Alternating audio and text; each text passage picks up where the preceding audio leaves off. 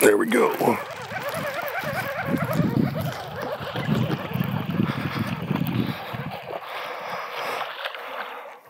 All right, first one of the morning, guys. As Will Smith would say it, we're getting jiggy with it today. Let's talk to you about some finesse jigs. Getting jiggy with it.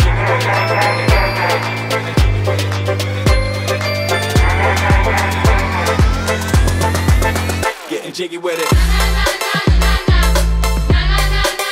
Getting jiggy with it.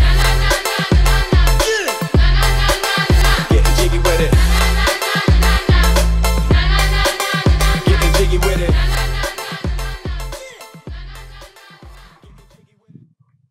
Come on, don't miss it this time. He put about 2 feet of slack in it. Dude. There we go.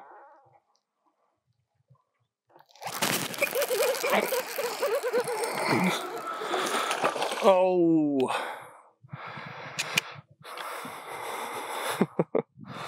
It's gonna happen, guys. Fish ate it really weird. He thumped it about 20 times. So you could tell he was kind of finicky on it. But decent little fish.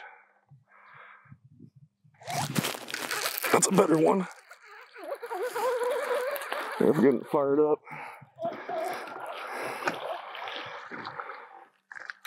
Oh, man down, man down. Chill, buddy. We're gonna get you back in the water. Oh, wow. Missile, finesse jig, Ike's mini flip jig, but it's the collab with the. Let me turn this off really quick because we're going everywhere. But in the collab with Greenfish, it's a bad little dude. We catch some fish out here on this thing today.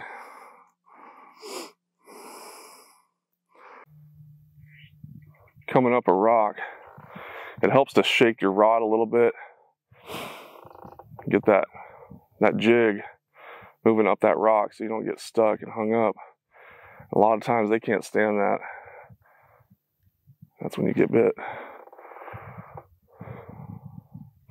You always got to be ready when you're popping off those rocks, because one just like that will smoke it. Right as I popped it off the rock. What I love about this jig, guys, it's a little guy, but one of my favorite features about this jig is that hook size. Look how good that hook is. I mean, it's a big old hook. You get a big fish on a small jig, you're probably not losing them. Good penetration, stout hook.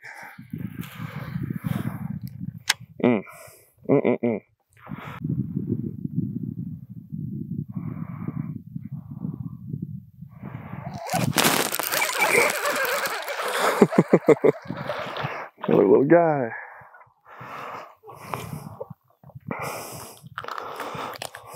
Little baby. We're gonna get bigger.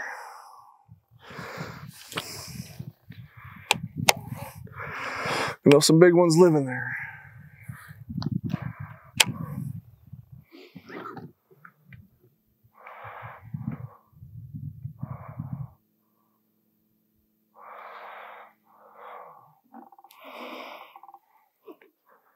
Definitely want to be watching your line, guys, when you're in and around all these rocks, especially with a finesse jig.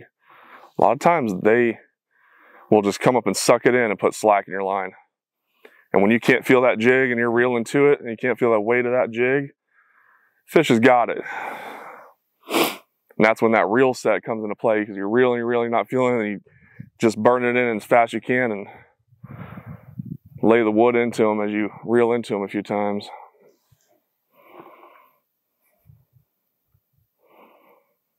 There's that rock I'm catching them on. There's another one.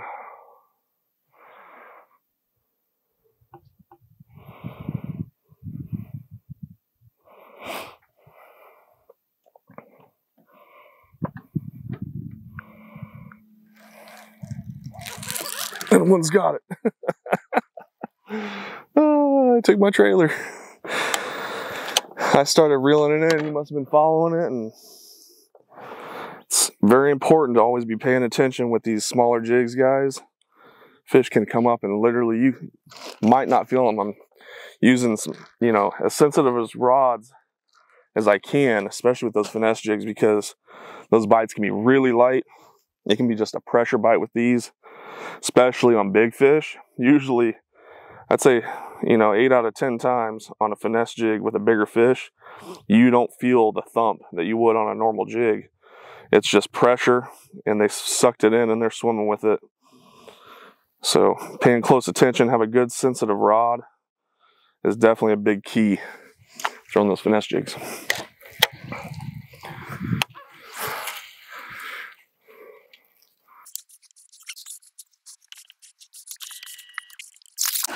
There's a good one.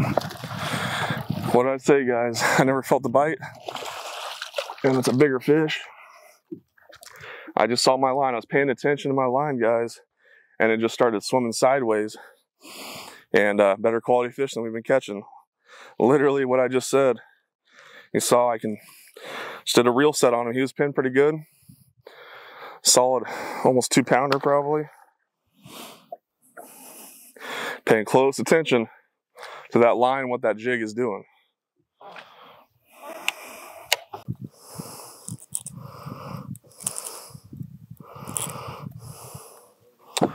Like new again. And we're gonna retie. So I had some frays. Guys, another big thing with finesse jigs, and you're fishing all these rocks, and because these jigs are smaller, they kind of get in the crevices more, in those tighter spaces, and if you're not checking your line, you can definitely get hurt out there with losing a big fish because you weren't watching your line. So it's always good, whenever I feel like I've come through a lot of rock, I'll run my finger up and down that line. If I feel any nicks or anything like that, I'm retying, even with 20-pound line.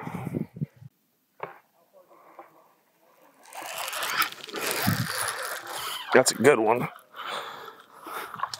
Oh, here we go, guys. Watching the line, because I was watching that line, got me a good Bartlett stud. On the reel set, golly, he choked that little missile jig. Green pumpkin, 3-inch rage craw. It's a solid 2 1/4, maybe 2 1/2. It's a thick one. All right, guys, so let's talk color selection. I'm gonna keep it real simple, and I'll give you a little tip here on helping you choose your colors for the early fall. Those crawfish are usually a lot darker in the summer months. You know, more pigmentation, more dark green pumpkin, you know, your dark blacks almost. So it's super simple. Standard green pumpkin or something with some orange. You know, depending on where you're at and how cold the water is, they'll start having some orange in their pinchers, some orange in their belly when that water cools down a little bit.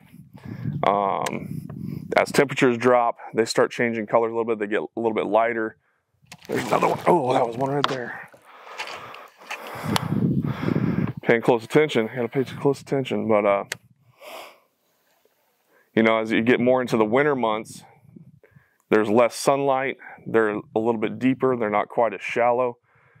And that color changes a little bit. I go with my little bit lighter colors more.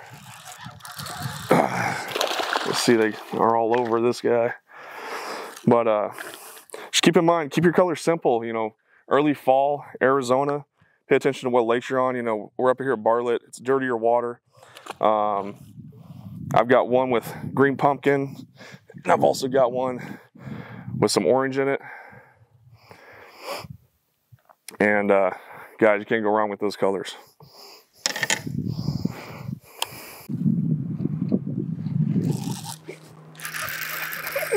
Ooh, another good one. Ooh. Oh, they keep getting better, guys. Look at that one. Fatty. There, they're eating it. This is what I love about this hook, guys. Look at this. If you can peek around, that hook is all the way through with a big old barb. And for a finesse jig, that guy ain't coming off. Woo. See you, buddy. That one was on the big. Oh, God. That's a freaking big, dude. Oh, Tater's got a big, guys. Get him in here, Tate. I'll flip that sucker. Oh. Look at that, guys. Yeah. You guys know how to hop in on some of the action. Oh, Tater salad. Now he's Tate the talent because you're on camera. That's a good one. Green fish. Love those hooks on those baits, man. Oh, Bartlett stud, though.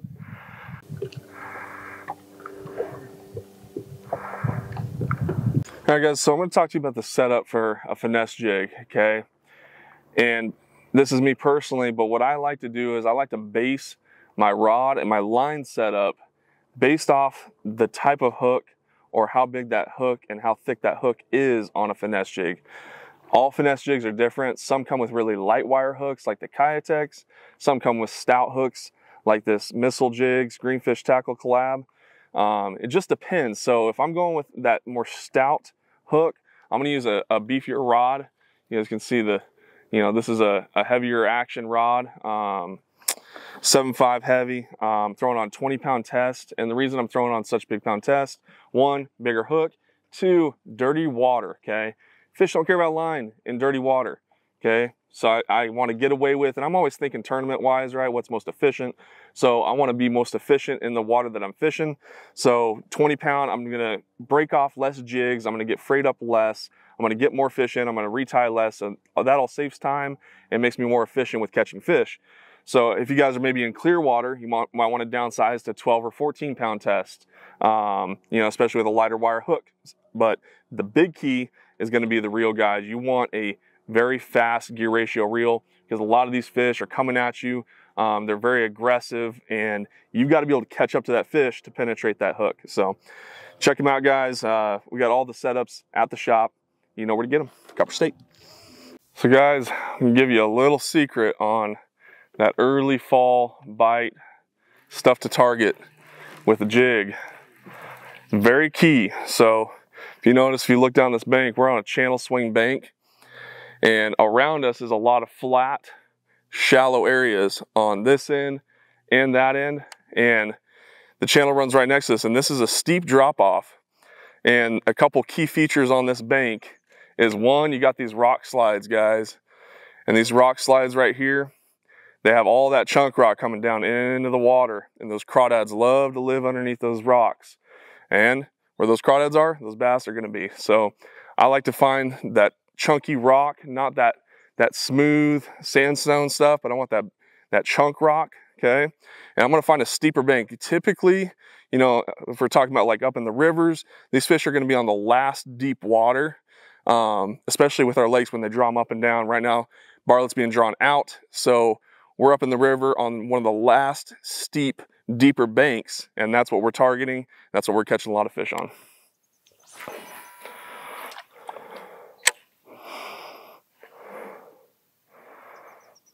Another thing too, guys, you want to concentrate when you're making casts, okay? And I say casts with an asterisk next to it because a lot of times I'm not even making casts with these finesse jigs because I'm on a steep bank. We're sitting in 15 feet of water, but those fish are up there dirt shallow a lot of times. So I'm putting a very precise cast. I want to get it on the bank and then just jiggle it into the water. And a lot of times on that first initial fall, after you fall off that first rock, those fish are sitting there waiting. A lot of these crawdads, especially with the water being drawn down, they were up in these rocks. Well, they're retreating as the water goes down. So that puts the fish and the crawdads really, really shallow. And the key is getting those really precise casts right up on the bank and then getting it pulled off. jiggle it through some rocks. And a lot of times that's where your bites are going to be, guys.